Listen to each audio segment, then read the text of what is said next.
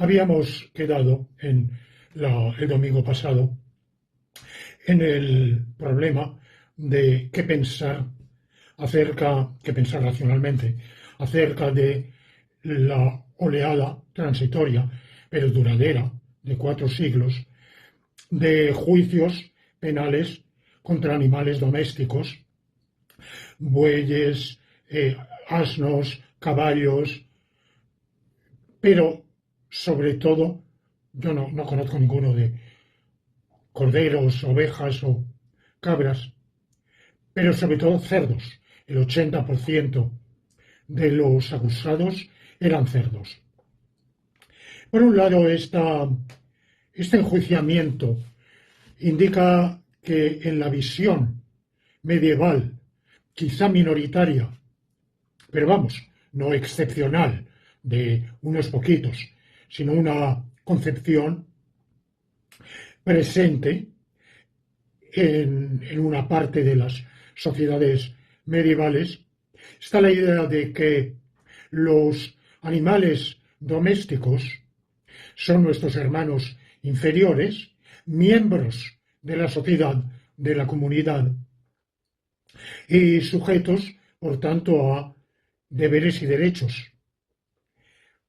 No a los mismos deberes y derechos de los miembros humanos de la sociedad, no son iguales a los miembros humanos.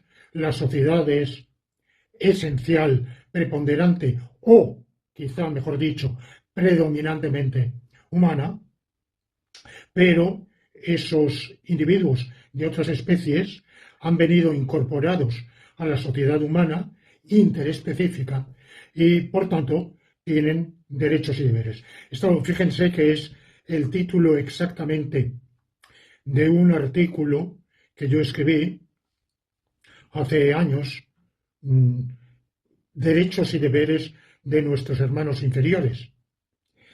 Frente a otras, claro, yo me ubico en el animalismo, es decir, en la corriente de pensamiento filosófica y no filosófica que en el mundo de hoy defiende por lo menos un principio, una norma de bienestar animal, de tener en cuenta que los animales no humanos también tienen intereses legítimos y que la actuación humana no puede prescindir, desentenderse de esos intereses legítimos y considerar como descartes que un animal no humano es una máquina y por tanto igual que el computador que tengo y un día no me funciona y estoy irritado y lo tiro al suelo, bueno, él no sufre, no tiene intereses. En realidad el único perjudicado soy yo, que una máquina que me puede servir y en vez de buscar la solución acudo a una reacción de cólera, y la cólera no suele traer buenas consecuencias. Bueno, es el animalismo mínimo. El animalismo máximo es el de, bueno, quizá Peter Singer, a quien yo respeto muchísimo, para quien hay que superar la barrera de especie. Es decir, que igual que el feminismo idealizado, porque en realidad el feminismo real no es así, ni ha sido nunca así. Pero bueno, el feminismo, teóricamente, lo que hace es que se opone a toda discriminación contra el sexo femenino, considera que el sexo femenino tiene los mismos derechos que el masculino, igual que el antirracismo es la idea de que no han de establecerse privilegios de raza, que los amarillos, cobrizos, aceitunados, negros, blancos o de cualquier otro color de tez o rasgos, con ojos rasgados, más redondeados, etcétera, que esas diferencias no justifican un privilegio jurídico ni moral. Bien, pues el antiespecismo sostiene que no ha de respetarse la barrera de especie, sino que todos los seres sentientes han de tener los mismos derechos. Lo que pasa es que esto es absolutamente inviable y de hecho los defensores del especismo han escrito textos con ejemplificaciones de la catástrofe que produciría ese reconocimiento simplemente de la libertad deambulatoria a todos los miembros de cualquier especie doméstica o no doméstica. Bueno, ese antiespecismo atiende al individuo animal por un rasgo y es su capacidad perceptiva y por tanto sensitiva y por consiguiente su capacidad de sufrir. Basta eso para que se abrace el antiespecismo. Hay varias razones en contra de esa eliminación de la barrera de especie.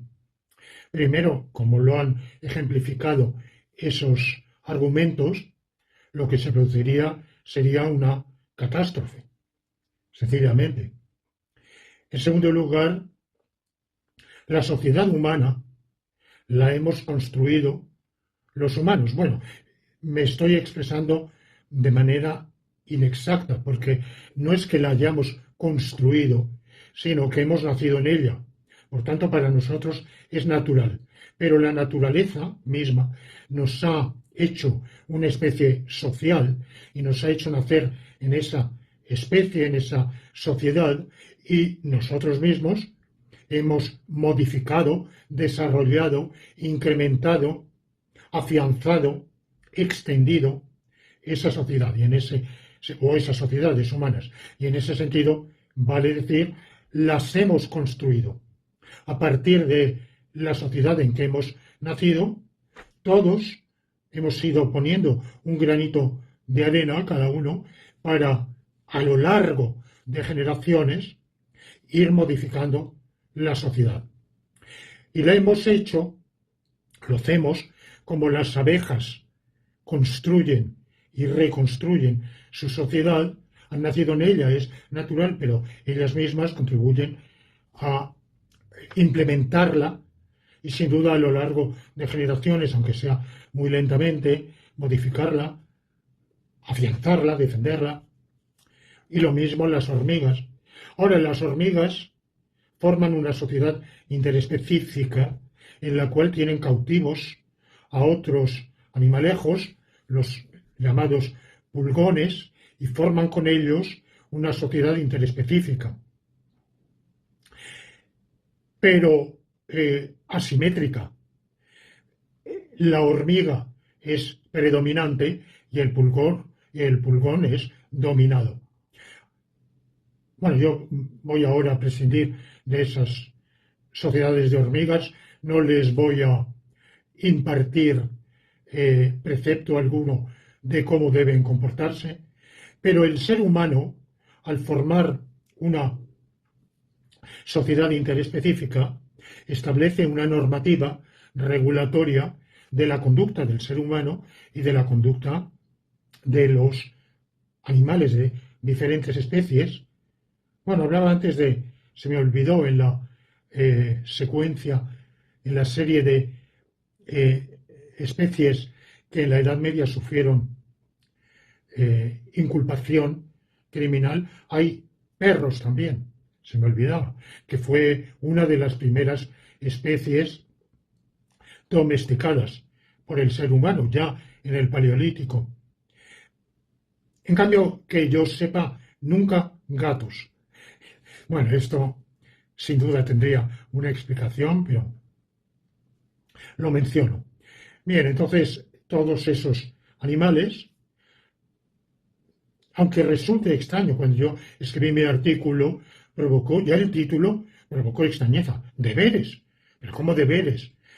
Claro, yo pienso en términos jurídicos. Yo soy un jurista, no un moralista.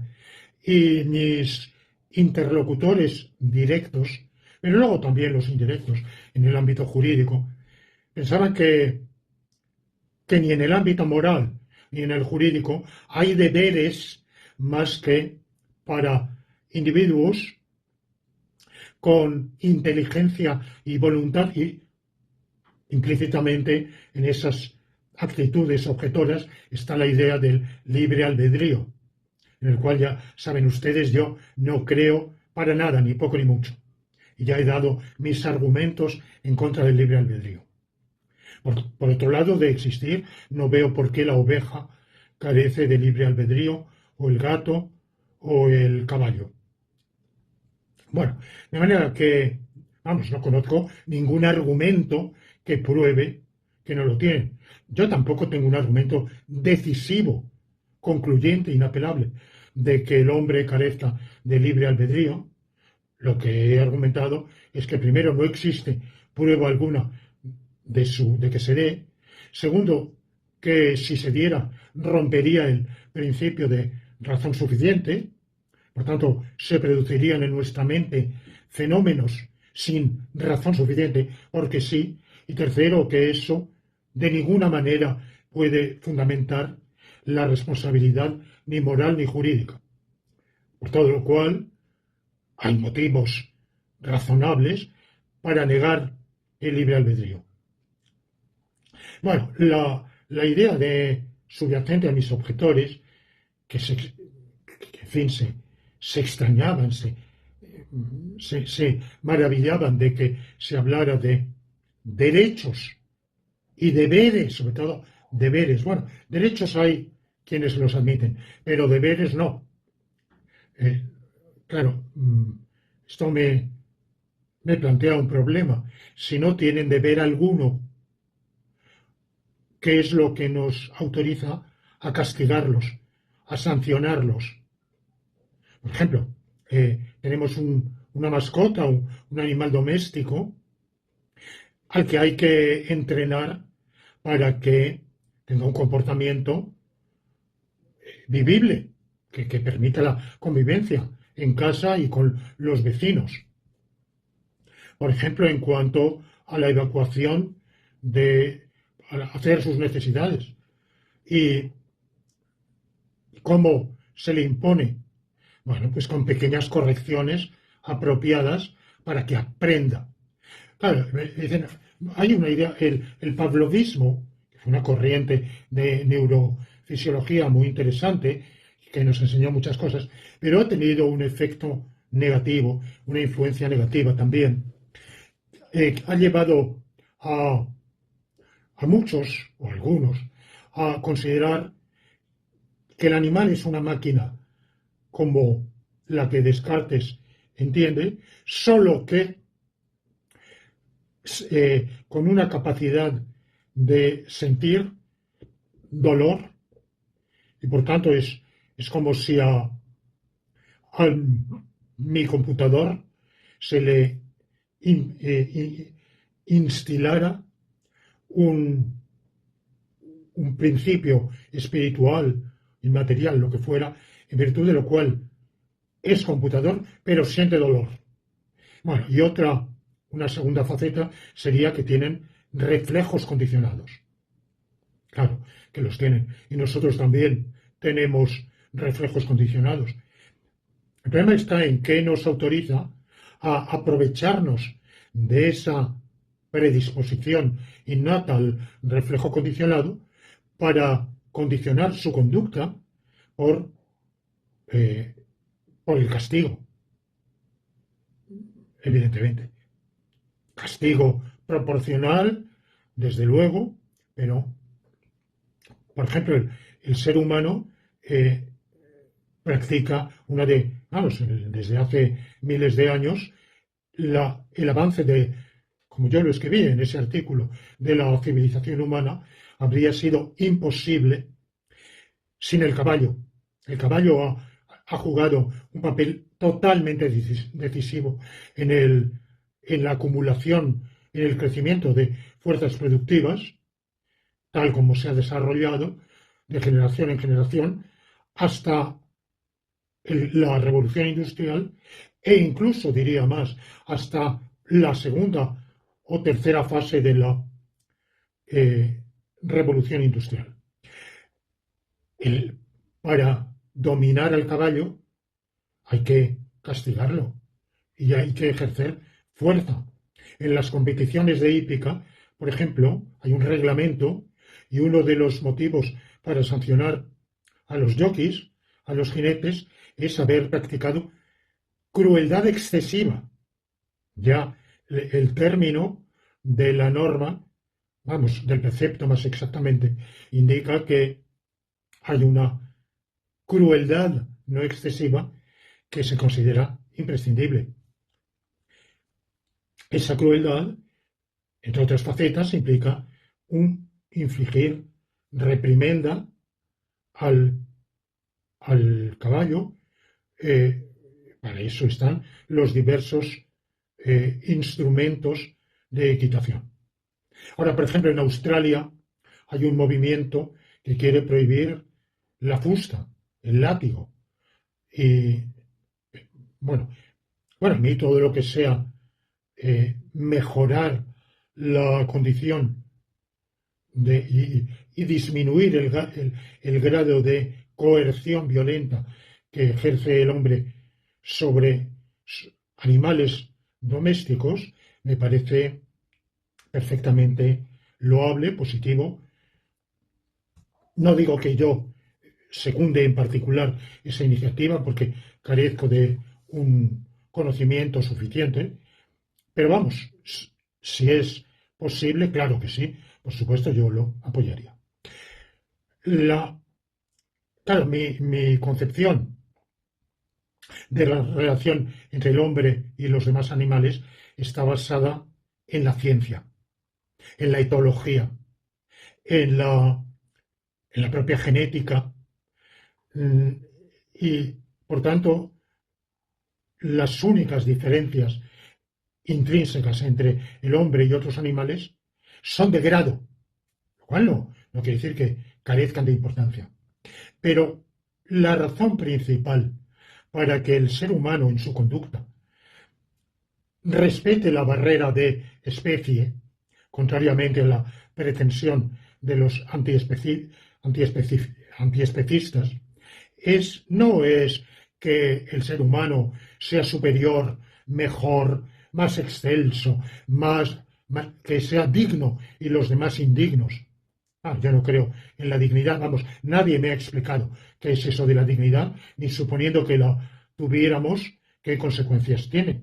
Yo necesito una prueba, un argumento, ¿no? Una invocación, una jaculatoria, una exclamación retórica de que somos dignos y por tanto merecemos un trato y los demás animales son indignos o no dignos. Bueno, yo no creo en eso. Pero, vamos, la propiedad de dignidad, desde luego, ningún paleoantropólogo ni ningún zoólogo, ningún etólogo la ha investigado porque no sirve para los científicos emplean conceptos que denotan propiedades de dos tipos. Las unas son observacionales, empíricas, pero las otras, que no son directamente observacionales, son cualidades cuya atribución abductivamente nos sirve para explicar hechos observacionales. Entonces, la dignidad es inútil, podemos inventarla, pero no tiene utilidad absolutamente ninguna para el científico. Entonces, las propiedades intrínsecas de cada individuo animal, sea un insecto, un arácnido, un molusco, un celenterio, un tiburón, una hiena, un murciélago o un humano, esas, desde el punto de vista de nuestra conducta, yo las considero irrelevantes, o por lo menos en mi teoría ética y jurídica y política no juegan ningún papel. Lo que sí juega un papel, bueno, hago una excepción, la humana, porque somos una especie humana y por tanto, precisamente, con el ser humano tenemos unos deberes por ser nuestros semejantes, no porque intrínsecamente tengan esas cualidades de ser racional, ser inteligente, ser con voluntad. Primero, porque hay humanos que no lo tienen, sencillamente.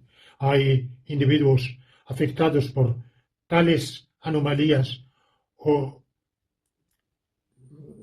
discapacidades, minusvalías gravísimas que, bueno, no digamos, por ejemplo, los anencefálicos, los que tienen por nacimiento, por diversas razones, una configuración anatómica y, por tanto, un funcionamiento fisiológico de total incapacidad para, o si no total, gravísima, para razonar, pensar, decidir. Bueno, sin embargo, tenemos obligaciones hacia ellos por pertenecer a la especie humana. Por tanto, eso ya crea una barrera de especie. Pero segundo, nuestras obligaciones son diferentes con relación a nuestros compañeros de sociedad que con respecto a otros. No es propósito de este episodio determinar cuáles en un sentido o en otro, pero que la diferencia existe, me parece que sería generalmente admitido. Ahora bien, en nuestra sociedad tenemos también animales domesticados o cautivos, porque el animal cautivo no está domesticado. El león que tenemos encerrado en un zoológico, bueno, antes vivían en jaulas, era horrible, ahora se les reserva un espacio, pero hay una barrera, claro, para que no puedan atravesarla y por tanto están cautivos. Bueno, pues yo establecería esa diferencia entre domesticados y cautivos, pero unos y otros están en nuestra sociedad, convivimos con ellos y eso crea un deber nuestro, un derecho, nos hemos arrogado ese derecho, no somos la única especie que ha dominado, domeñado, absorbido, pero en un plano inferior a individuos de otras especies. Lo hemos hecho. Y una vez que lo hemos hecho, para que funcione la sociedad que conformamos, humanos con no humanos, se imponen obligaciones a todos y se atribuyen derechos a todos, de manera que sin ser los mismos, sin ser las mismas obligaciones ni los mismos derechos. Pero todos tenemos esa titularidad de deberes y derechos. Bueno, esta es mi tesis, que por tanto, a diferencia de otros animalismos, primero, no solo reconoce derechos a los animales no humanos, sino que también les asigna deberes. Y segundo, que en ese sentido yo estoy en continuidad con esa vertiente del pensamiento medieval. Pero por otro lado, mi consideración se limita exclusivamente a animales no humanos pertenecientes a la sociedad humana interespecífica, bajo cualquiera de estas dos modalidades de cautivos o domesticados. Claro, los domesticados también suelen estar más o menos cautivos, pero no en una relación diferente. Bueno, la razón por la cual, las dos razones por las cuales esa práctica medieval que duró de mediados del siglo XIII, ya había empezado antes, pero el auge de tales juicios tuvo lugar entre mediados del siglo XIII y mediados del siglo XVII, 4 siglos, nada menos. Y los dos argumentos que pusieron punto final a esa práctica fueron, primero, el argumento de que el conocimiento y la distinción entre el bien y el mal es exclusivo del ser humano. Y por tanto que careciendo de un saber, un conocer el bien y el mal, y de una capacidad para distinguir el bien del mal, el animal no humano está exonerado de todo tipo de achacabilidad, imputabilidad. Claro, ese problema lo que yo les planteo. Si es así, ¿qué nos autoriza a imponerles puniciones, castigos, sanciones, que para rectificar su conducta y enderezarla hacia una que sea conforme con las necesidades de la convivencia? Porque, claro, eso son seres incapaces de conocer el bien y el mal, entonces no son imputables, no son reprochables, y ¿qué nos autoriza entonces a tratarlos, a castigarlos, como si hubiera motivo para reprocharles un comportamiento que no es conforme con las exigencias de la convivencia social? Bueno, pues ese argumento ya quebrantó, fue formulado en el siglo XIV, pero sin embargo, que sin duda acabó jugando un papel en la eliminación de la práctica jurídica que estoy comentando, pero el argumento principal fue la idea de Descartes, que se extendió. Al principio, la filosofía de Descartes fue, considerada como peligrosa, heterodoxa, sospechosa de si no herética, de potencialmente favorecer puntos de vista heréticos, tanto en el mundo católico como en la propia Holanda, donde vivía Descartes. La universidad rechazó tajantemente y prohibió su obra. Sin embargo, tales prohibiciones fueron ineficaces y no tardó mucho en popularizarse en los medios intelectuales, en los medios de corte, de lo que se llamaba en aquella época l'honnête homme, que sería hoy pues el conjunto de, no solo intelectuales, sino el conjunto de estratos, clases que gozaban de instrucción y que tenían un nivel educativo, cultural, más elevado que el de una masa que en su mayoría era analfabeta. Bueno, pues esa difusión hizo que finalmente la gente vio como una superstición, una práctica absurda e irracional, la de los juicios a animales no humanos. Sin embargo, pasada, porque claro, el cartesianismo vino y se fue, porque ya Leibniz lo combate en todo, después de haber tenido un periodo de mocedad muy atraído por Descartes, por influencia de alguno de sus maestros en Leipzig, pero después de eso, Leibniz combate la filosofía de Descartes punto por punto, prácticamente en todo. Y desde la mecánica a la teoría del conocimiento, la antropología o teoría filosófica del ser humano, la teología filosófica, la ética, en todos los ámbitos. Y por tanto, pues ya a finales del siglo XVII, esa visión cartesiana del animal como máquina, que fue mantenida, por ejemplo, por Malebranche, un grandísimo filósofo, hoy un tanto oscurecido, ha caído en una especie de ninguneo u ostracismo inmerecido, porque su filosofía es muy valiosa,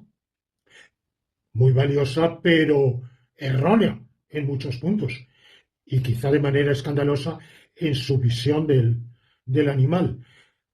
Los franceses que quieren salvar a Descartes suelen decir que en el fondo Descartes no pensaba eso que se le atribuye, que fue Malebranche, porque Malebranche no tiene tanto predicamento. Los franceses consideran que Descartes es una de sus glorias, y ustedes escuchan lecciones, conferencias de filósofos franceses, verán a troche y moche Montaigne, Descartes, por supuesto Bergson, etc.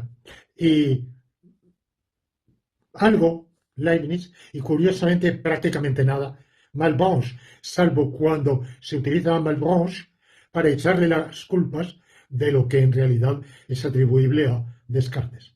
Bueno, pues pasada la moda del cartesianismo, lo que ha determinado que ningún jurista posterior a esa época de 1650, 1660, por ahí, haya pensado en restablecer juicios a animales, y menos juicios penales, pero vamos, ninguno, a animales no humanos, es que justamente el enjuiciamiento está reservado a seres humanos, porque solo el ser humano tiene capacidad de distinguir el bien y el mal.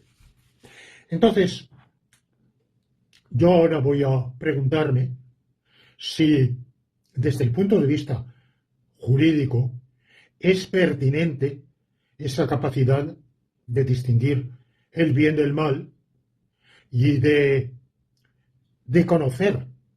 Primero, vamos a ver, ¿qué es conocer el bien y el mal? ¿Qué es conocer la blancura? El bien y el mal son cualidades, valores, desde luego, vamos. El bien es un valor, el mal es un contravalor. Pero ¿qué es un valor? Un valor es una cualidad o propiedad tal que es preferible que se realice en vez de que no se realice. Y es preferible que se realice más en lugar de que se realice menos. La belleza, el bien, la solidaridad, el amor, la hermandad. Bueno, todos esos son valores que es mejor que se realicen en vez de que no se realicen. Pero como valores son propiedades.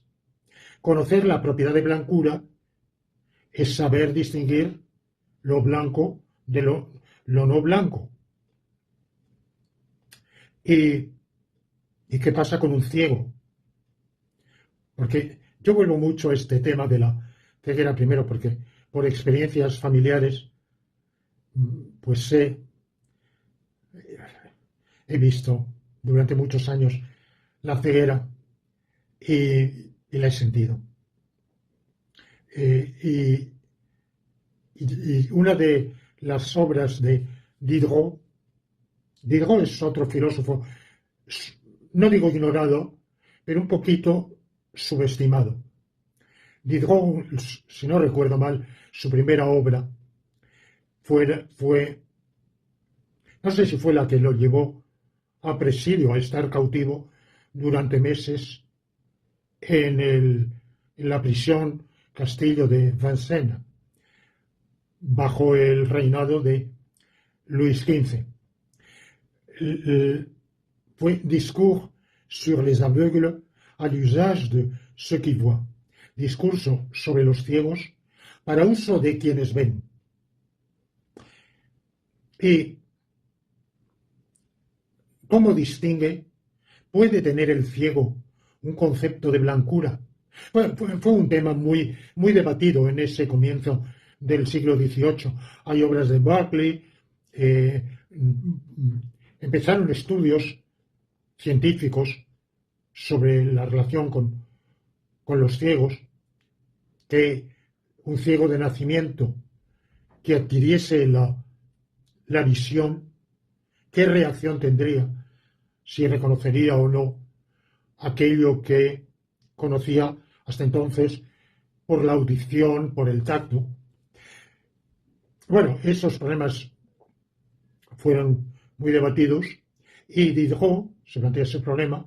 Yo pienso que sí, que el ciego puede tener un concepto de la blancura. Es el mismo concepto que el que tenemos nosotros. Nuestro concepto de la blancura nos permite distinguir cuando vemos un objeto, la pared pintada de blanco, bueno, blanco aproximado, la hoja de papel blanco, en cambio el color de mi pantalón negro, bueno, y otros colores también, claro, pero sabemos distinguir. El que no sabe distinguir, no sabe clasificar, porque la blancura es una propiedad observacional.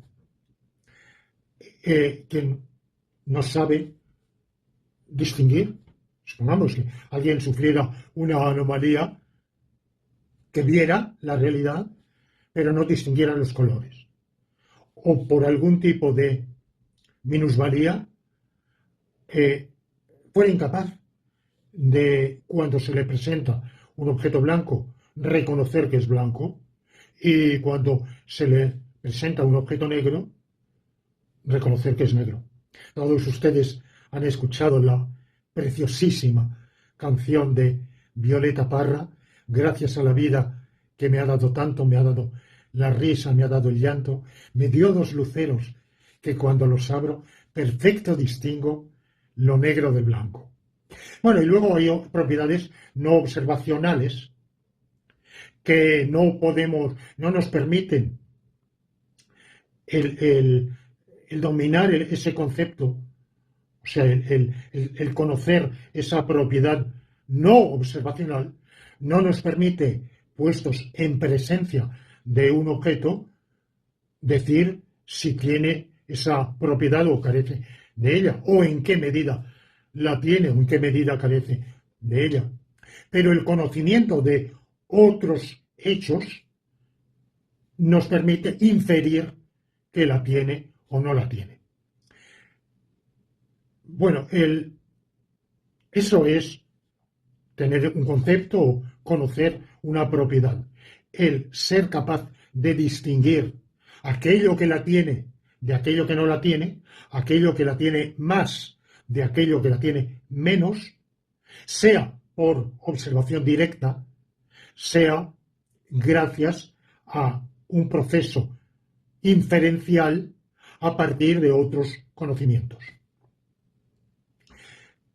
Entonces, conocer el bien es saber aplicar la calificación de bueno a una conducta como la de dar de comer al hambriento, la de dar de beber al sediento, la de enseñar al que no sabe, la de salvar una vida, la de aliviar un dolor. Todo eso es bueno. Y por tanto, dentro de eso, por ejemplo, darle a alguien que está sufriendo una cefalea, cefalalgia, un analgésico, para aliviarle el dolor es una bondad, es un acto bueno. Vemos que eso es bueno. Salvarle la vida es todavía mejor. Hay mayor bondad. Eh, mm, Matar a alguien es malo. Bueno, podrá ser un mal menor, justificable en función de circunstancias, pero de suyo es una ejemplificación del mal. Mm, Matarlo torturándolo o infligiéndole una agonía atroz es peor. Eh, de manera que la, el conocimiento que tenemos del bien y el mal es el conocimiento que tenemos ¿de qué? De lo bueno y lo malo. Y vuelvo a aquella consideración que hice unos cuantos episodios atrás, de que en latín bonum significa indistintamente el bien y lo bueno.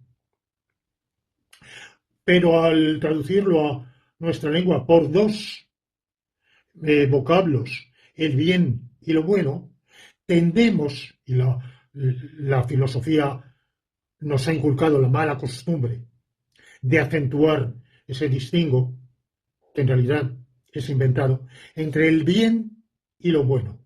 El bien como reservado a la moral y lo bueno como de uso extramoral. No, todos los seres, todos los animales, me dirán todos los animales, los espongiarios, los protozoos, no lo sé. Pero de los cementerios para acá, todos los animales, seguro, tenemos una capacidad cognoscitiva, por lo menos de conocimiento sensorial, y mm, apetitiva. Y todos ellos tenemos una captación de lo bueno y lo malo. Las plantas lo tienen, como ya argumentaba en otro episodio. El árbol echa sus raíces en una dirección porque es bueno, bueno para él, pero ya tiene yo no diría conocimiento, claro, no me atrevo a eso, pero Leibnizianamente, como saben que yo soy tan leibniziano, Leibniz hablaba de petite perception, pequeñas percepciones, algo que es como un germen, un embrión, un anticipo de la percepción que tienen también las plantas para moverse en un sentido y evitar moverse en otro sentido. Bueno, el derecho penal moderno se guía por un principio que no es en absoluto el de que es imputable quien sepa distinguir el bien del mal, porque en realidad saber distinguir el bien del mal es saber distinguir lo bueno de lo malo. Y eso todos sabemos distinguir lo bueno de lo malo. Incluso esas víctimas de incapacidades gravísimas, de minusvalías extremas, no dejan de, por instinto, moverse de un modo que muestran distinguir lo bueno de lo malo. El bebé muestra distinguir lo bueno de lo malo para él. Digamos que está muy autocentrado, pero hay en él esa distinción. Bueno, pues vamos a ver qué distinción entre el bien y el mal se requiere en el derecho penal moderno. Yo me voy a guiar por el derecho penal español, por la sencilla razón de que es el que estudié en mis dos cursos en la licenciatura jurídica de 1998-99, Derecho Penal 1, y 99, 2, no, sí, 98, 99 y 99, 2000. Derecho penal 1 y 2. Parte general, parte especial. ¿De qué se ocupa el derecho penal? Se ocupa de las faltas y delitos. Para simplificar, porque ahora la última reforma del ínclito señor Ruiz Gallardón fue sacar del Código Penal las faltas, con lo cual, por ejemplo, dar una paliza a alguien no está castigado por el Código Penal. Será una falta, vamos, será una acción perseguible en derecho civil u otro.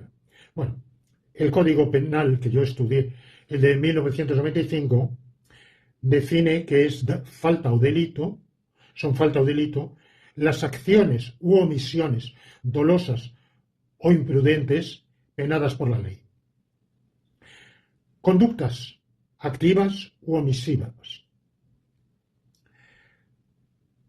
Dolosas, es decir, realizadas en un acto de voluntad, con conocimiento de que la acción realizada va a traer como consecuencia causal el resultado antivalioso. Ese es el dolo. Actúa dolosamente quien actúa voluntariamente a sabiendas de que la acción que voluntariamente va a realizar va a causar un mal, es decir, va a causar un resultado que es considerado por el ordenamiento jurídico y por la sociedad como un mal, como algo contrario a un bien socialmente o a un valor socialmente reconocido. Eso es el dolo. Imprudente, ¿qué quiere decir? Cuando uno no ha realizado esa conducta voluntariamente, no ha querido no ha actuado a sabiendas de que iba a producirse ese resultado, pero ello es causado por no haber actuado con diligencia, con atención, con cuidado, un cuidado jurídicamente obligatorio. Existe la norma objetiva y la norma subjetiva de cuidado. Norma objetiva es aquella, en general, que se impone a todos. Todos están obligados, todos estamos obligados a hacer atención. Es decir, bueno, yo salgo a la calle y voy, o alguien conduce y no hace atención. No quiere, no tiene voluntad de hacer daño a nadie, pero no actúa con atención. Luego existe la norma subjetiva de cuidado, que es actuar con una atención particular según las circunstancias en que uno se encuentre. El conocimiento del bien y del mal no se requiere, es irrelevante desde el punto de vista del derecho penal. La doctrina, hay que distinguir entre la ley penal y la dogmática jurídico-penal o ciencia del derecho penal, también llamada la doctrina. Es decir, lo que dice la ley, los estudiosos del derecho, quienes elaboran tratados de derecho penal y, por supuesto, los profesores de derecho penal, tienen que sistematizar, articular el contenido de la ley, explicarlo, no para que los alumnos, bueno, hoy lamentablemente la enseñanza del derecho va por mal camino, de aprenderse las leyes.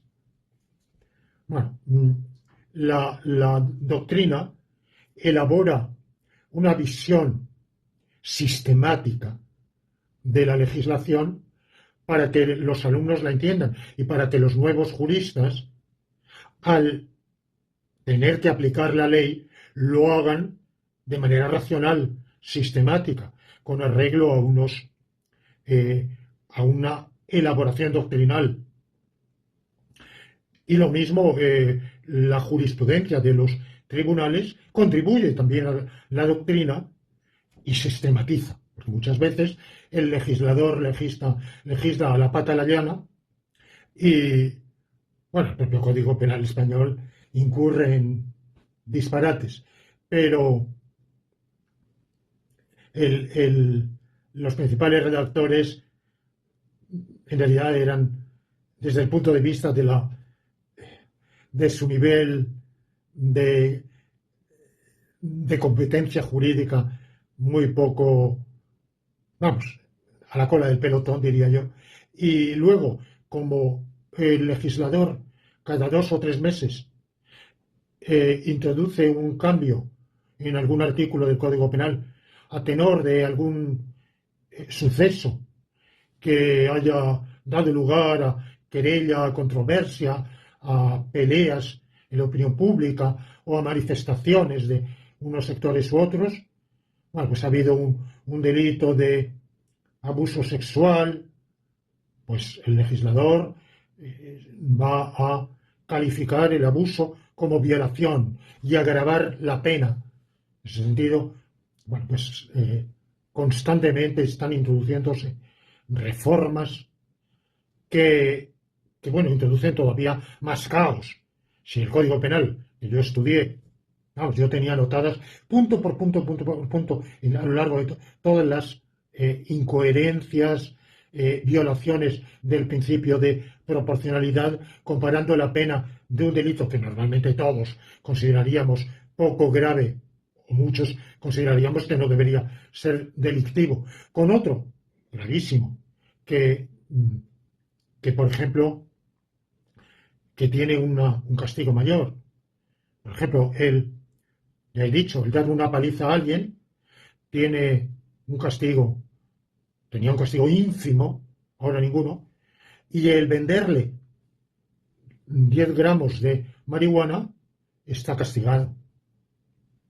Eso es bastante severamente. O el copiar una obra suya y venderla. Eso tiene un castigo mucho mayor. O el introducir en España a un inmigrante carente de visado, en vez de haberle dado una patada. Bueno, de esas dos conductas, bueno, yo había hecho una anotación, una glosa marginal punto por punto. Y claro está, no sería el Código Penal que redactaría yo, pero ni seguramente la mayoría de ustedes. Pero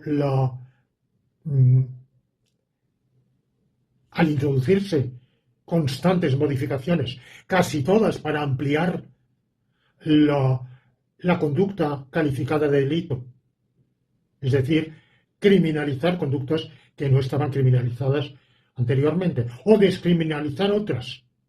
Por ejemplo, el aborto estaba criminalizado salvo en supuestos muy limitados.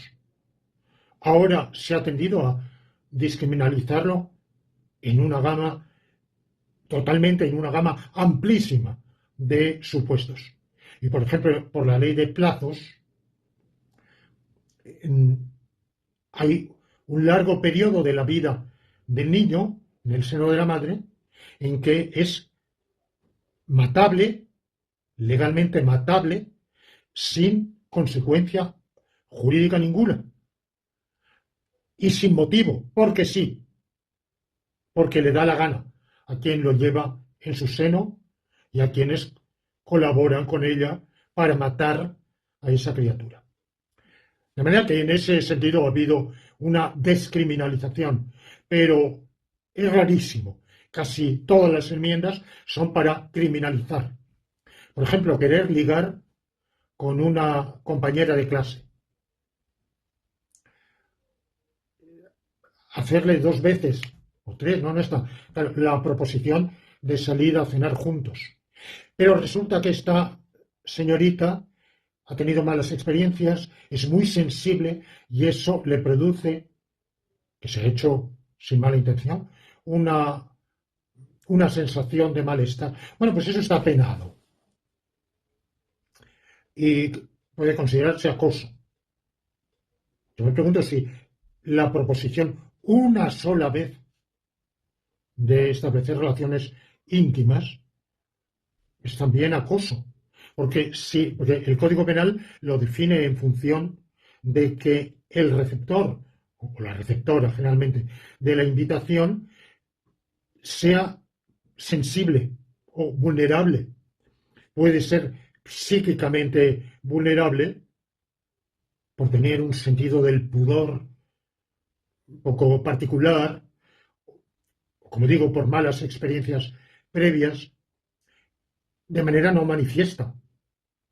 De modo que usted se encuentra con una compañera de estudios, de trabajo, que no conoce suficientemente bien, no ha visto esa vulnerabilidad, le hace esa propuesta de salir juntos. Antes, claro, antes decir, bueno, salir juntos podía ser un primer paso para un eventual noviazgo. Hoy suele ser un primer paso para irse a la cama. No, sino a la primera, a la segunda, a la tercera. Bueno, las costumbres han cambiado para bien o para mal. Yo no voy a juzgar aquí ese cambio de costumbres.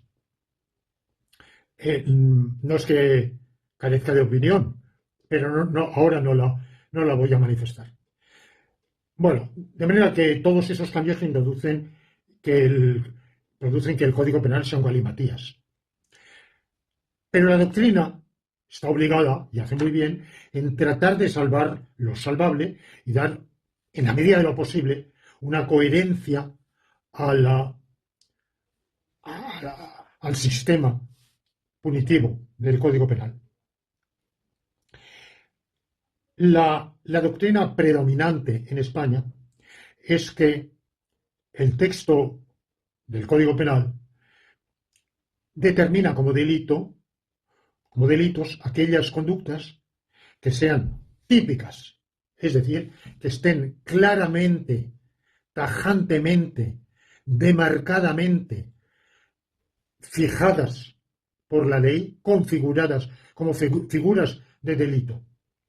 El Código Penal se entiende que es una intervención excepcional, porque el derecho tiene otras vías. La vía jurídico-civil, la vía jurídico-administrativa, la vía jurídico-mercantil.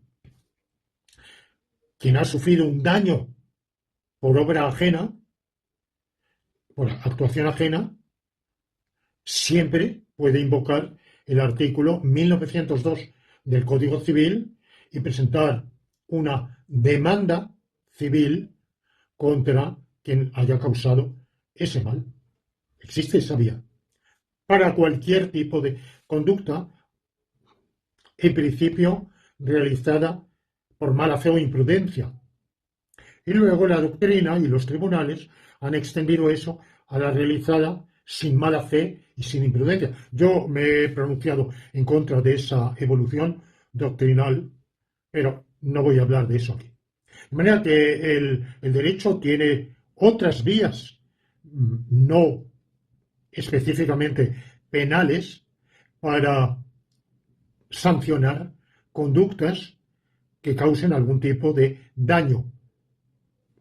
Aunque el daño sea, por ejemplo, un peligro, haber hecho correr un peligro.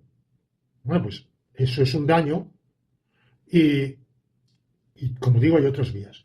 La penal, como puede acabar desembocando en privación de libertad, y cuando existía la pena de muerte, en privación de la vida, bueno, pues se consideran que esos valores de la vida y la libertad son de tal rango que una rama del ordenamiento jurídico que puede imponer como sanción a una conducta esas de privación de libertad o privación de la vida, ha de hacerse, ha de configurarse de tal manera que sea una intervención excepcional. Es decir, que la mayor parte de las conductas humanas, incluso cuando se causa un mal, incluso con mala fe, no estén tipificadas como delitos. Solo las más graves, las que atenten de manera más seria, más grave, más fuerte contra el bien común, son aquellas que están tipificadas como delito. Por tanto, primer rasgo, que la conducta sea típica, claramente marcada como conducta delictiva en el Código Penal. Segundo, que sea antijurídica, lo cual quiere decir que su realización concreta en tal caso no esté amparada por ninguna de las causas de justificación que en el Código Penal español figuran en el artículo 20, como son el actuar en el ejercicio en el cumplimiento de un deber o en el ejercicio de un derecho, arte u oficio.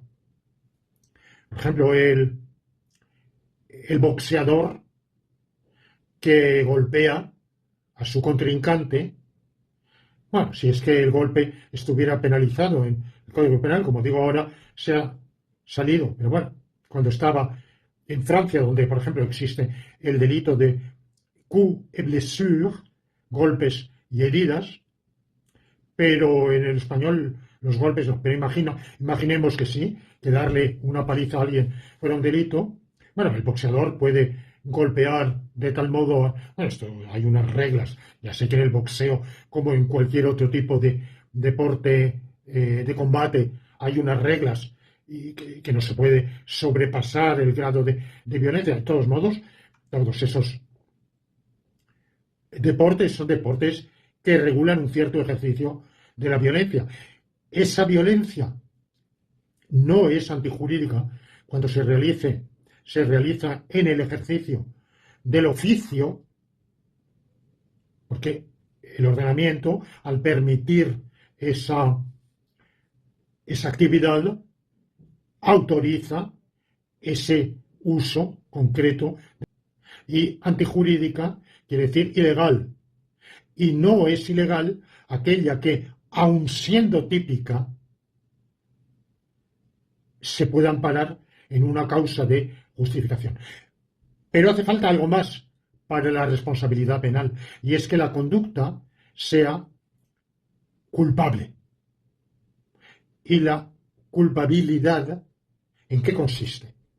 Entonces, lo primero que se nos ocurre es que la culpabilidad consiste en que sea hecha a las malas, es decir, con ganas, con voluntad de hacer mal, buscando el mal. Pero esto no es así para el Código Penal ni para la doctrina. Para la doctrina hay responsabilidad penal, hay culpabilidad cuando la acción se realiza por parte de alguien imputable y se realiza o bien con conocimiento de que va a producir ese resultado o sin conocimiento de que va a producir ese resultado malo, pero el desconocimiento está causado por no haber actuado con cautela, con precaución, haber sido imprudente, negligente, imprudente, descuidado. Ahora, que el acusado haya sabido que iba a causar el mal y considerándolo malo lo haya realizado, eso es irrelevante. Que el agente haya querido hacer ese resultado o sin querer el resultado haya actuado a sabiendas de que se iba a producir ese resultado, eso es relevante. Pero que él considere malo ese resultado es irrelevante. O que considere bueno abstenerse, evitar ese resultado, es irrelevante. Por tanto, la consideración moral de que eso es bueno o eso es malo es irrelevante. Hay algo intermedio. Bueno, primero voy a aclarar la,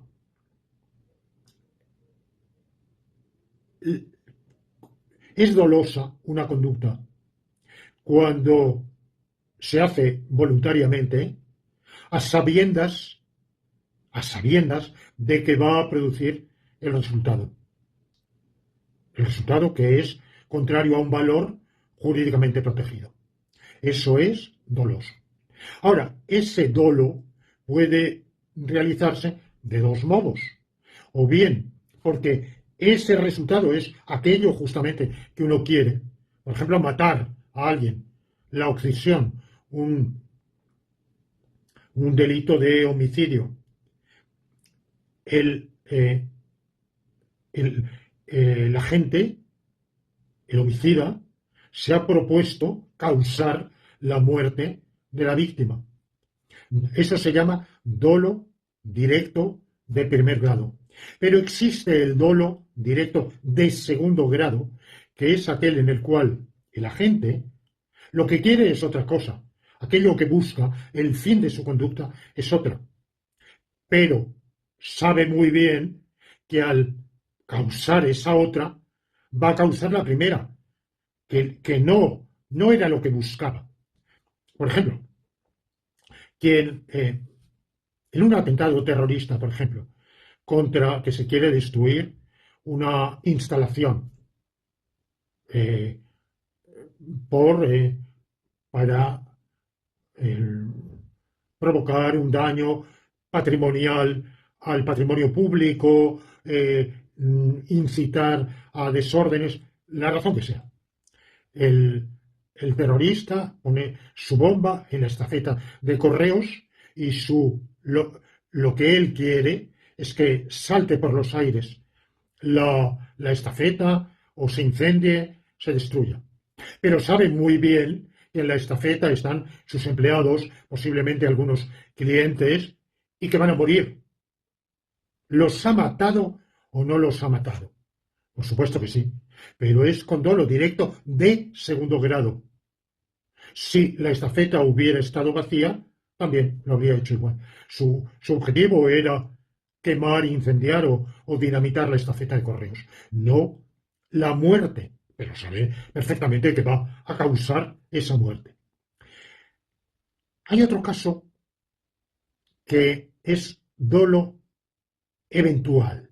El dolo eventual es cuando no sabe si va a causar ese resultado o no, pero actúa independientemente. Es lo que en francés se llama insouciance, indiferencia. Le resulta que me importista, es decir, bueno, voy a colocar la bomba a las 6 de la mañana en que no suele haber todavía nadie, pero a veces hay alguien. A veces llegan los limpiadores, los vigilantes. Bueno, pues a lo mejor tengo suerte y no muere nadie. Mejor, pues yo no quiero matar a nadie, quiero destruir la estafeta. Pero no evita, no lo retrae, no lo lleva a abstenerse de la conducta, la posibilidad o probabilidad mayor o menor de que se produzca esa consecuencia. Entonces, el, el dolo es eso. Y por tanto, la mala o buena voluntad en el sentido de ser de quien actúa es un perverso, que lo que quiere es el mal. Claro, ustedes dirán, bueno, ya el delincuente, que sobre todo grave, buena voluntad no tiene. Desde el punto de vista jurídico, el ser sádico, perverso, en principio no sé, o el ser al contrario, alguien bondadoso, bonachón, eso en principio es irrelevante, porque la culpabilidad se determina por, eh, por dos condiciones, dos requisitos. Primero, que no sea imputable. ¿Y qué quiere decir ser imputable? Estar dotado de uso de razón, tener la edad adecuada. Un niño de 10 años es inimputable y los hay asesinos. Vamos, ha habido asesinatos, un caso celebérrimo en Inglaterra, de dos adolescentes que mataron a un niño gratuitamente. Dos, creo que anteriores a la edad de imputación penal, porque tenían 11 años o 12. Bueno, para ser imputable hacen falta ciertos requisitos. No sufrir enajenación mental, no, no estar amparado por una causa de inculpabilidad, porque antes hablaba del Código Penal, el artículo 20, que tiene una serie de causas de exoneración penal, pero de ellas unas son causas de justificación, o sea, quien realice la conducta no estará violando la ley, y eh, otras de esas cláusulas son de exculpación. Quien actúe, quien realice la conducta, aunque la conducta no es lícita, pero no se le imputará porque es comprensible, porque es humanamente comprensible que la realice. Por ejemplo, quien la realice llevado por un miedo insuperable o por estar eh, siendo víctima de una perturbación mental. Por tanto, el loco, usar esa palabra vulgar, el loco no es que tenga derecho a realizar cualquier cosa, es que no es imputable porque no es alguien cuya voluntad eh, esté corresponda verdaderamente a lo que él quiere hacer. Es decir, que sepa qué quiere hacer y lo decida. Lo cual algunos lo interpretan como libre albedrío, pero no tiene por qué. Afortunadamente, muchos penalistas no admiten el libre albedrío y prescinden de él. No, es una voluntad que, un acto de voluntad que merezca plenamente esa calificación de acto de voluntad, lo cual no sucede si alguien está padeciendo una perturbación mental transitoria o permanente. Imputabilidad. Y segundo, actuar a sabiendas, porque quien realiza una conducta ilegal, tipificada como delito, pero sin saber lo que se va a producir o sin saber qué exactamente va a ser el efecto, o teniendo ese efecto características legalmente pertinentes, pero que el autor de la acción desconoce. Entonces se aplica el artículo 14.1 del Código Penal, que exonera de culpabilidad a quien actúa por ignorancia de un elemento determinante del tipo penal en cuestión, una nota pertinente del tipo penal en cuestión, pero él desconoce la presencia de esa nota. Distinguiendo el artículo 14, dos situaciones. Aquella en la cual ese desconocimiento, esa ignorancia es vencible, de aquella en que es invencible. Cuando es invencible, exoneración sin más. Cuando es vencible, se perseguirá la actuación, la conducta, como imprudente en el caso de que el Código Penal, ese tipo de conducta, prevea su comisión por imprudencia, porque hay actuaciones que están calificadas como delito solo cuando se realizan con dolo y no cuando se realizan con imprudencia. A diferencia del Código Penal anterior, que consideraba que cualquier delito que pueda cometerse dolosamente se podía también cometer por imprudencia. Y por tanto, en todos los delitos tipificados por la ley, podía distinguirse la comisión dolosa y la comisión imprudente. El nuevo Código Penal es más restrictivo y aquellas conductas cuya realización pueda realizarse, se castigue también en caso de imprudencia, se enumeran, y aquellas conductas cuya realización solo se castiga cuando se realizan con dolo, están explícitamente mencionadas, y las demás están fuera de el castigo. Entonces, el artículo 14.1 exime de culpabilidad a quien actúe con ignorancia del hecho. Ahora está la ignorancia del derecho. Antiguamente, que quizá esto pasaba en la Edad Media, se repitió mucho el adagio: la ignorancia de la ley no exime de su cumplimiento. Esta máxima, afortunadamente, el derecho penal tendió siempre a acogerse a ella con muchas reservas, con mucha parsinomia. La nueva doctrina penal española, basada en la alemana, porque la doctrina jurídico-penal española es un desarrollo, un complemento, está desde hace muchos decenios, un siglo o más, por lo menos un siglo, bajo la decisiva influencia alemana. Quizá en este momento está empezando la influencia anglosajona, pero bueno, yo pienso que los estudiosos de la ciencia del derecho penal español harían mejor en pensar, tener también en cuenta, no forzosamente para seguir, pero reflexionar más sobre el derecho penal italiano, el derecho penal, por supuesto, de los países de common law, el derecho penal de otros espacios, de otros horizontes. Bueno, porque comparando se puede tener una visión más reflexiva, mejor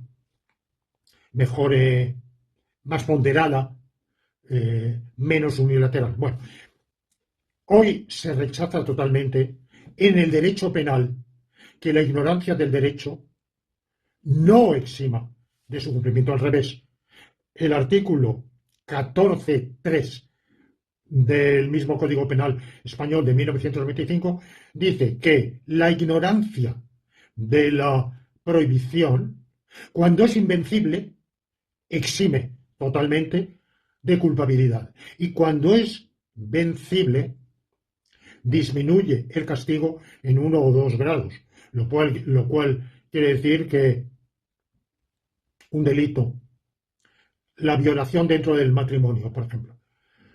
Bueno, ahora quizá ha cambiado con el nuevo puritanismo extremo, que es una obsesión del elector para ganar votos.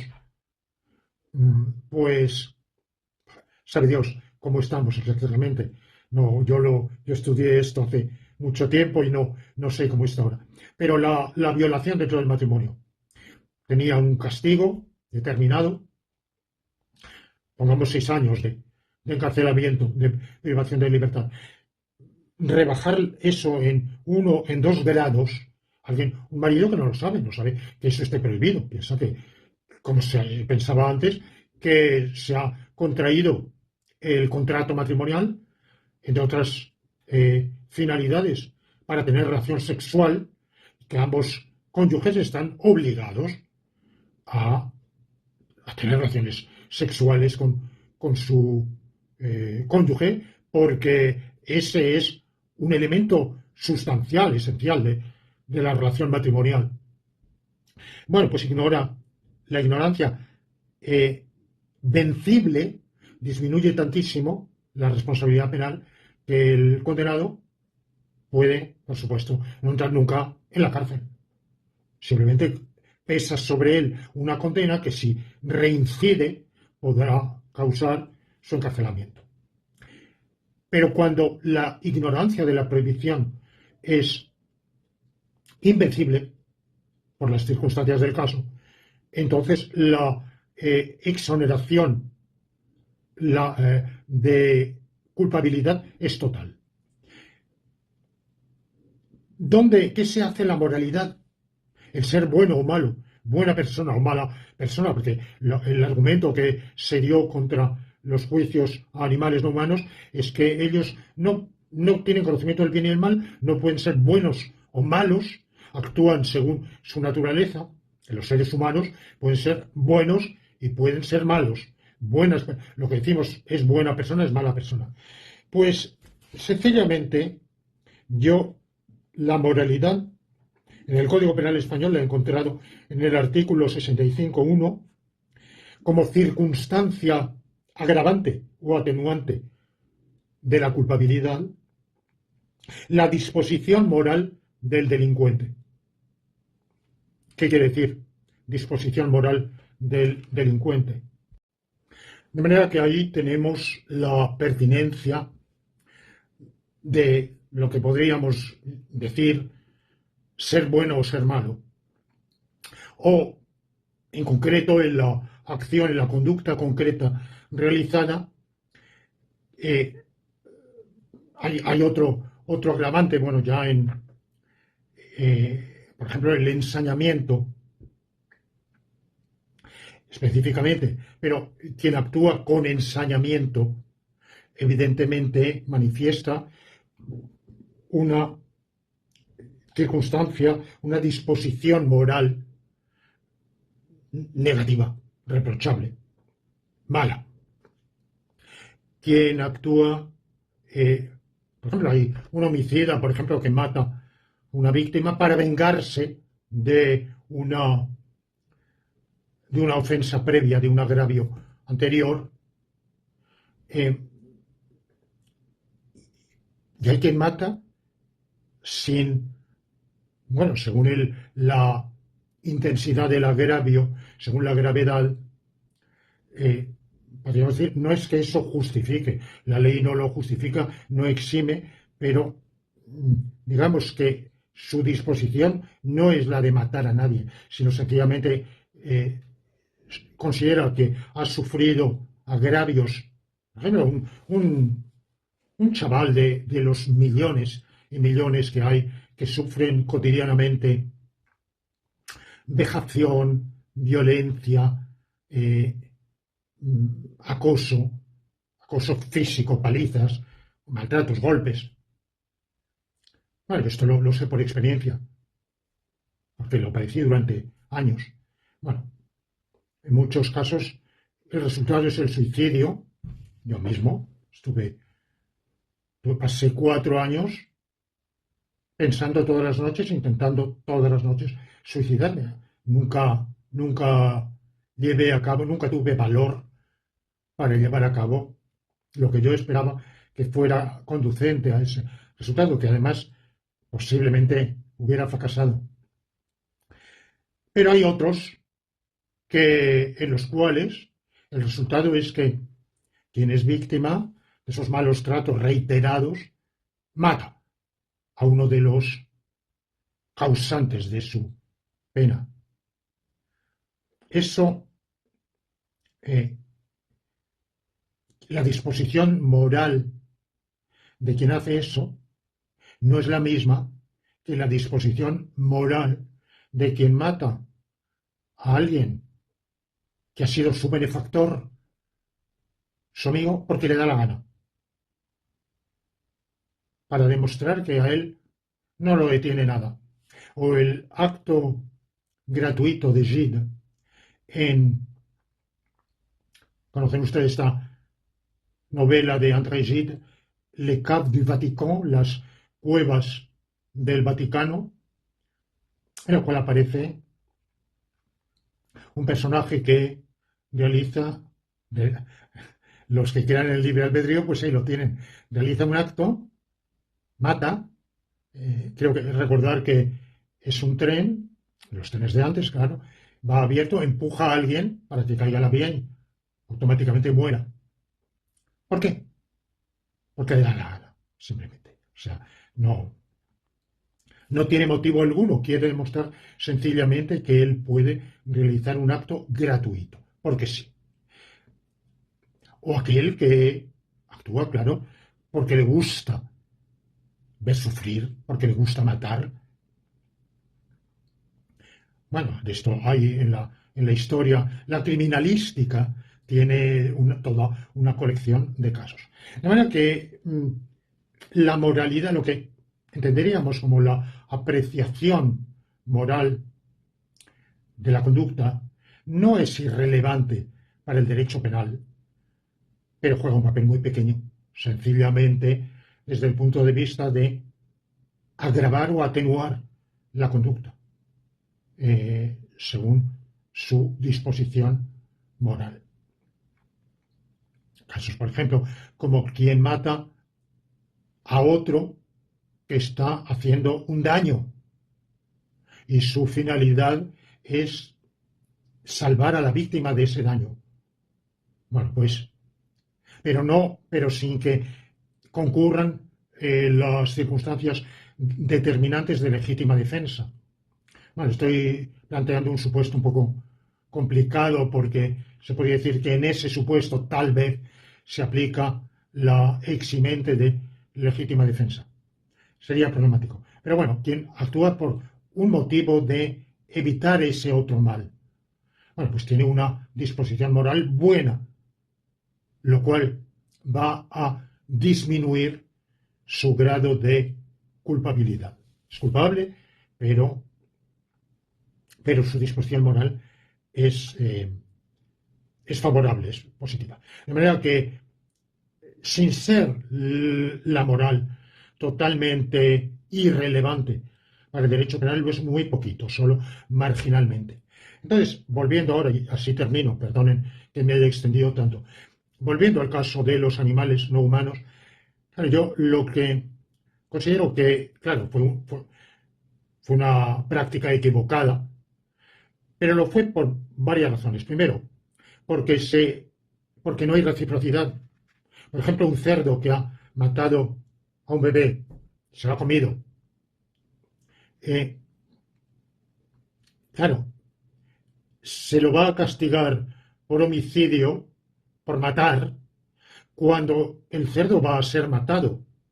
Y va a ser matado de manera muy cruel, porque la matanza tradicional, hoy las matanzas en mataderos, en teoría, se realizan de manera que se minimice y en la medida de lo posible se evite el dolor sin agonía. Pero en cambio la matanza tradicional con cuchillo en los pueblos duraba muchísimo, durante el cual se prolongaba la agonía del pobre chancho, que eran escenas horribles del dolor, el grito del pobre animal. Bueno, de manera que aquel que está destinado a sufrir ese horrible maltrato que desemboca en su muerte, se le exige un comportamiento de respetar la vida. No hay reciprocidad. Por tanto, quienes no se van a beneficiar del Código Penal tampoco pueden exigírseles que cumplan el Código Penal. Segundo, porque en esos casos se aplica la ignorancia del artículo 14 del Código Penal español, ya sé que estamos hablando de otra época, error de prohibición. No es que el cerdo sea un tonto, un ignorante, un ser, no, el ser tiene comportamientos inteligentes, sabe planificar, por supuesto. Por ejemplo, el caballo, he hablado del caballo, que quizá compartimos menos ADN con el caballo que con el cerdo, pero la conducta de todos los tratadistas el arte hípico saben perfectamente hasta qué punto los caballos son capaces de vengarse, de planear una venganza, de aplazarla hasta un momento idóneo. Bueno, todo eso sucede, son inteligentes, saben y saben tener actuaciones que les eviten ciertos daños y no solo en el momento mismo, sino planificadamente. Bueno, pues por supuesto el cerdo es inteligente, es capaz de saber muchas cosas, pero no es capaz de conocer las prohibiciones de la ley. Porque se lo hayan, claro, ¿quién ha leído el Código Penal? Pocos, pero saben que una serie de conductas están prohibidas porque se lo han contado, porque es un conocimiento común en la sociedad, pero cuando, por la razón que sea, se desconoce de manera invencible, como es el caso de los chanchos, pues hay una causa de exculpación. Están libres de culpa. De manera que no hay motivo, hay dos motivos por lo menos para concederles exoneración de culpabilidad. La primera, que no son sujetos amparados por el propio Código Penal, y la segunda, que no son capaces de conocer la ilegalidad. Y luego hay una causa de no contrario a la procedimentalidad del juicio, y es que no van a entender el juicio. No es que no entiendan nada, pero no van a entender el juicio, sencillamente. Entonces entran en toda la categoría, que también se aplica a los humanos, de quienes, porque no conocen el idioma, por ejemplo, porque tienen una minusvalía mental, por lo que sea, no van a entender, porque son víctimas, por ejemplo, de una demencia senil, y no van a entender el juicio, no, ni van a poder defenderse. Entonces, son sujetos no imputables. Entonces, los animales no humanos son no imputables. Desde el punto de vista del derecho penal, ahora, no son sancionables sus conductas negativas contrarias a las exigencias de la convivencia entre ellos y los humanos. Por supuesto que lo son.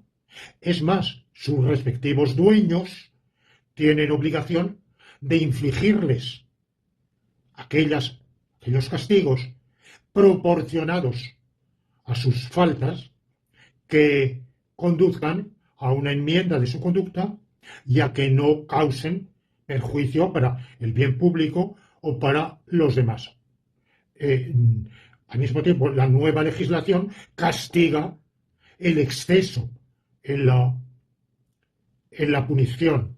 Es decir, que el dueño de un caballo que da coces, que perturba, puede, según la legislación actual, castigar proporcionalmente esa conducta de desobediencia, pero no excederse, porque si se excede, inflige un castigo de mayor crueldad de la permitida por la ley, entonces es él el que pasa a ser a un delincuente, maltrato animal. Es un equilibrio difícil, un equilibrio que hay que buscar porque hemos decidido convivir con animales de otras especies y al hacerlo pues tenemos que imponerles deberes, se los imponemos, y reconocerles derechos. La legislación antigua no se los reconocía, la legislación actual felizmente se los reconoce. Bueno, pues pongo aquí esta reflexión de hoy. Lamento haber prolongado demasiado alguna digresión y continuaremos reflexionando, ahondando en este problema del bien y el mal en los siguientes episodios.